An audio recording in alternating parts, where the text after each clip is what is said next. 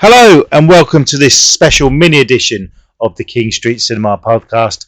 My name's Andy and I'm joined this episode by another Andy, Mr. Andrew Norton, who some of you may know from... Night Folk or Night Folk in the afternoon, whichever you prefer.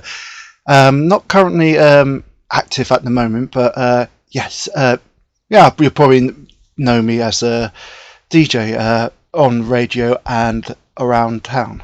Yeah, and avid cinema goer, often seen at King Street. I've seen many films with you, and this one, which has only got the one screening on July the 11th, The Crazy Family. You've seen it and just want to have a chat with everyone about it, yeah? Yes. I'm actually only seen it a couple of days ago. It was released on Blu-ray by Third Window Films as part of the Directors Company reissues that's been going on in the last year. So, yeah, and King Street will be having a special screening of it in July the 11th, I believe. Yeah, the 11th, yeah. The 11th, I believe. And yes, I'm very excited to talk about it and encourage your listeners to perhaps attend. Yeah. Is it one you'll be wanting to see on the big screen yourself? Oh, definitely, because yes, as I said, I saw this. We're recording this on Wednesday, and the Blu-ray was released on Monday. I bought the Blu-ray because with not filming. What am I talking about? With recording this podcast in mind. But I am a fan of this director's work. Well, I'm a fan of I'm partial to East Asian cinema, as you well know, and not the listeners, but I'm talking. I certainly know that. Yeah. Yeah. Well, I mean, just for the listeners, I'm a bit of a nerd when it comes to Japanese Korean cinema, but in this case, Japanese.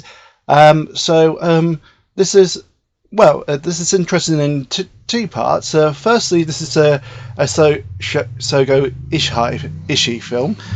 Sorry if I'm going to mispronounce anything. My Japanese pronunciation are wonky at best. But Sogo Ishii, who's as he was known then, he's a Gakuryu. Sorry. I am no good at pronouncing it, but Ishii. But he's changed his name since. So he's interesting because he's known for two styles of filmmaking.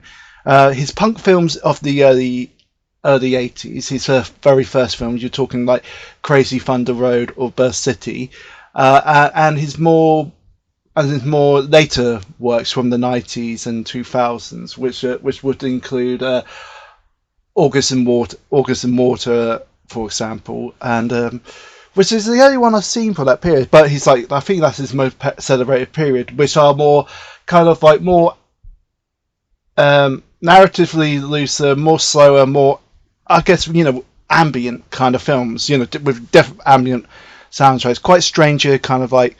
In case of August of Water, got this kind of real science fiction kind of like plot going on. It's like very loose, kind of like quite experimental in a sense. I think August of Water is like his top, most popular film on Letterboxd, at least.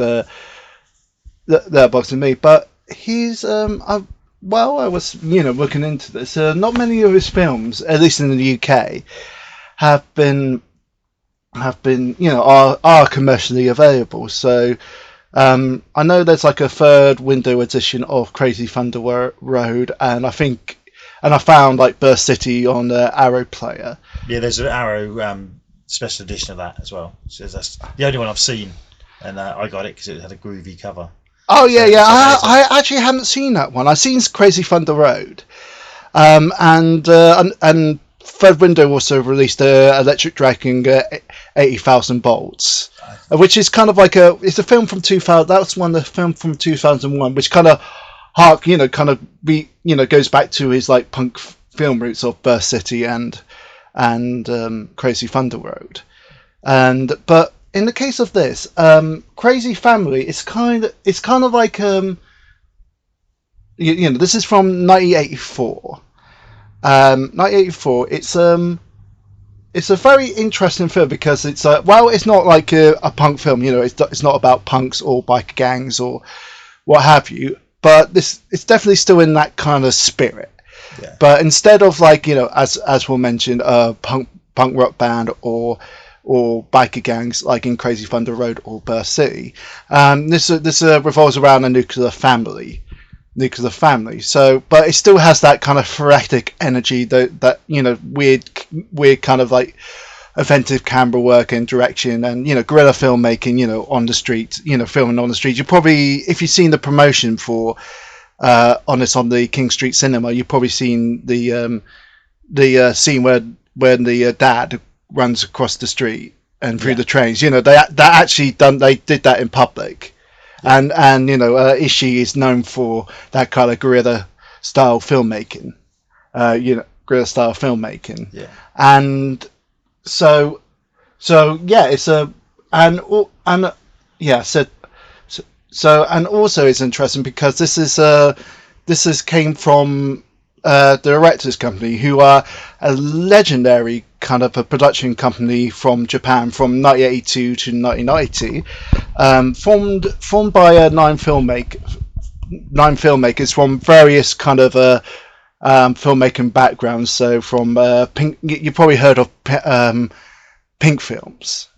Which I won't describe. I don't think that's kind of appropriate for it's a family show, and Pink film and pornographic and experimental 8mm filmmakers, which Shogo Ishii comes from. That kind of experimental 8mm film, underground filmmaking, and so a lot of those some legendary films and filmmakers have come out of this. So I think the most celebrated directors company film would be Typhoon Club. Have you heard of Typhoon Club? I haven't, no. Okay. So Typhoon Club, which is rather one I would definitely recommend. It's on third window out now, and Evil Dead Trap is this Evil Dead Trap is interesting because that one's been re-released quite recently, but not on third window, where part of the director's company that was actually reissued by 88 Films. So I don't licensing, I guess. Yeah.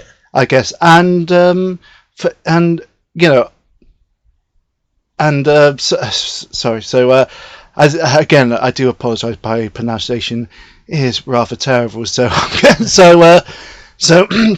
one that has been reissued about I think it's the beginning of the year or last year was a early Kishiyoshi Kurosawa film, who you would know. He's quite a celebrated director.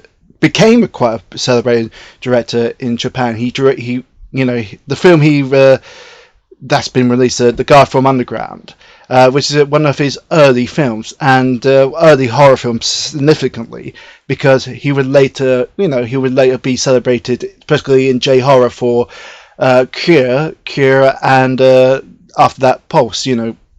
So it's like he was a member of the directors company, and that would be a early sample of his horror filmmaking. Yeah. So, and of course you got some great titles as well. Like I watched Door last night, which is a kind of like a home invasion slasher film, which is a lot of fun. I think you'll really like that. Yeah, and that's the one. So horror circles say I've heard good things. Brilliant! Yes. So that's a really good one. And of course, I mentioned Evil Dead Trap, and So in relation to Crazy Family, as I say, it's I mentioned it's kind of a bit of departure from Ishii's early film, but not a departure. But it's actually, I would say, I watched this on Monday. So anyway, I'll give you a laydown of the plot. So it's about as I mentioned, it's about a nuclear family. Dad, mum, and the son and the daughter. They move. They get a new kind of suburban house. They move out of I don't know what they call it, public housing, essentially. They move out of public and, go into, like, suburban dream. The dad's salaryman, housewife, a turgent son and a daughter who wants to be, idol, pop star. And, but, all seems to go well. All seems to go well until they find, the dad discovers, there's termites in the house. And the dad and the grandfather also moves in, which causes problems because it's kind of cramped. Not many rooms, and which causes conflict. And yes, and it kind of it kind of goes out of control as the story progresses. And I don't want to go spoil obviously. So it's basically it's a social commentary, a tragic comedy. And I have to say, I think it's I've seen quite a few Ishii films. August and Water, Electric Dragon, Crazy Thunder Road. And I've seen quite a few. But I have to say, this, I know August and Water, is like the most, kind of quite, interesting, experimental, far different film to say this, but I have to say, this is kind of like I found myself really loving this. Yeah. Have to say, I thought this was like such a fun, a fun film, quite inventive, quite funny, quite insane, and yes, and while I was watching this, I'm so glad King Street is, for many reasons, but one. King Street is showing this, and because this, I can imagine this will be brilliant in front of an audience. Yeah. This is this kind of film you do want to go to with your, it's kind of like a classic kind of cult film kind of screen. Get a bunch of people in, and they will love it because it is kind of like that. It's so out there. It's so fun, and plus I think. Yeah, it's it's one film I've been looking forward to it because I recognise the director, and it's a film until very recently I haven't seen before. So yeah, this is going to be a real treat. I can promise you that. Yeah, I mean, I read up briefly. To be honest, when you said about coming to talk on it, I was like, I'll listen to what you have to say because you'll know more about it. But the trailer just looks a bit bizarre, a bit fun. And the trailer is pretty much that scene you mentioned before of him running. And it just looks a bit out there and different, which is what I want when I go to the cinema anyway. Yeah. It's like how would I describe? I'm just trying to think. So what I would say about that is there's like it's a lot more going on. I mean, that's probably. I don't know if it's like I guess it's probably the most recognisable scene in it, but there's like a lot going on in it. There's like a lot of social commentary going on. Yeah. And of course, about the subtext, subtext or consumerism, aspirate, like capitalist aspiration, middle class aspiration, and and all that because I'm not Japanese, so I don't know the historical or economic subtext to it, but is it funny as well? It's a lot of fun. It is quite funny. It's quite out there, strange. Yeah, funny. Quite absurdist. Yeah. And it's it's really it's a new it's going to be a unique experience for a lot of the audience. I think it's going to be. I know it's going to be like a good cult screening. I can promise you that. Excellent. So yeah, you'll be going along. Mm-hmm.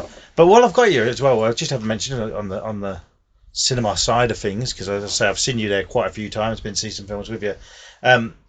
You've been to King Street quite a few times in recent months since you upgraded your membership. Yeah. Well, I've been going to King Street for like over 20 years. I mean, when it was called Ipswich Film Theatre, but you upgraded to the I don't know, the higher tier memberships, so you've been probably using it more. Could you just name anything in recent months that you've been impressed with that they've shown? I can tell you very recently. I went King Street on Friday.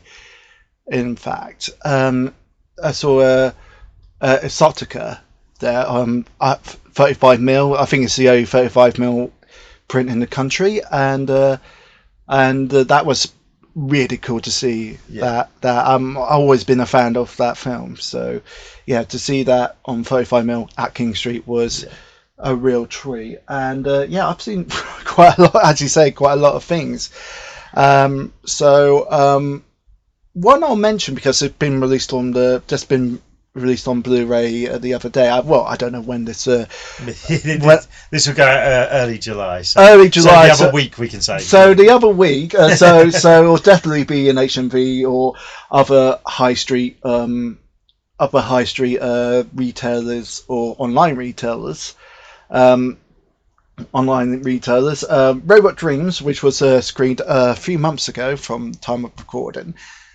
Which I see you got a copy of as well. Yeah, he's sat in my flat looking at the hundreds of DVDs thrown about. Oh, crikey! I'm surprised you can watch films with. What have we got here? We have Robot Dreams next to the Lucky Star trilogy, Undercover Brother, The Virgin Suicides, and Lawnmower Man. What a mix! Yes. Not only the Lawnmower Man collection. Yeah, both of them. But yeah, I mean, for me, Robot Dreams is probably my favourite movie released this year. Deservedly Oscar nominated, and I saw that it was on twice. And I saw the screen after you, I believe. That's right. I saw that on the Monday. I remember you was like, wanted to talk about it. I'm like, we'll talk about it once I've seen it. Yes. But other than Robot Dreams, talking about Japanese cinema. Of course, they recently screened Monster, the Koreeda film. Yeah, Monster. That was yes. I'm a huge Koreeda. Yeah, I really enjoyed that. Yeah, I absolutely adore that, and yes, and even though I don't know if I should call it a Japanese film, because it was actually by a German filmmaker with Vendors, but it's it is a Japanese film set in Japan, and stars one of the most celebrated Japanese actors of recent times, if not ever, Koji Gakuryu.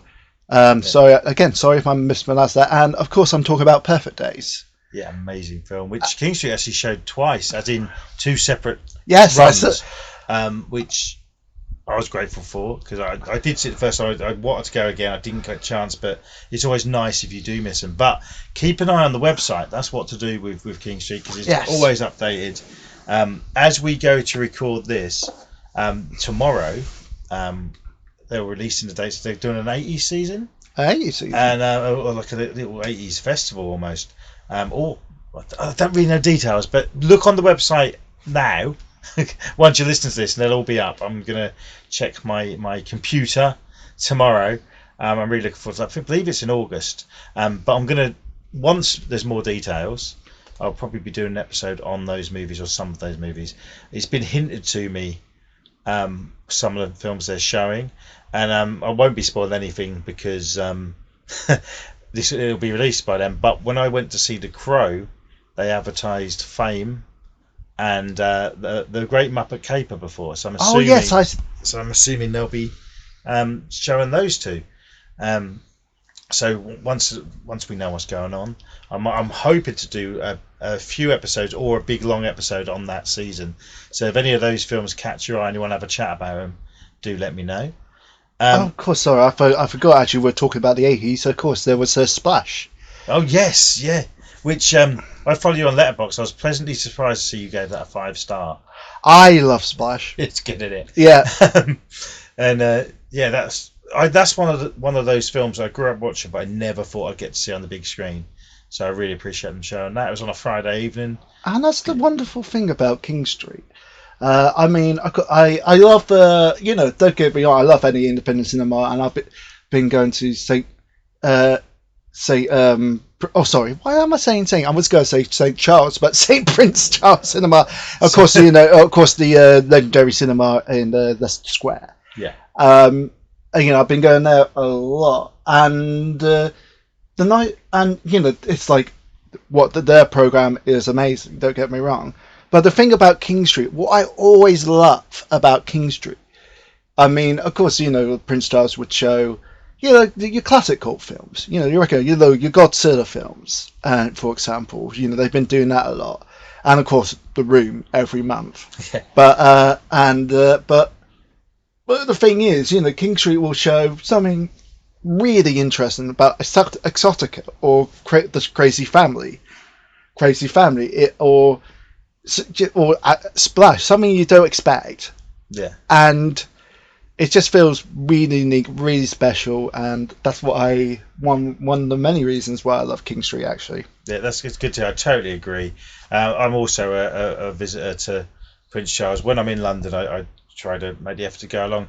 But having King Street here means we don't have to travel to London as much. Exactly, and I mean, just think about it. It's so cool to have a weird cult film from Japan, from 1984, and you get to see it in Ipswich on the big screen. How cool is that? That is absolutely fantastic. Well, I think that's the perfect time to end this episode. Don't forget to follow King Street on the socials, and if you're on Instagram, why not follow you as well? What's your name on there? I'm Nightfolk in the Afternoon. You can find me Nightfolk or Nightfolk in the Afternoon. Or if you more specifically on film, you can follow me on Letterboxd at Nightfolk Radio. Yeah, excellent. Well, thanks a lot for listening. We'll be back very soon with another full-length next time episode of the King Street Cinema podcast.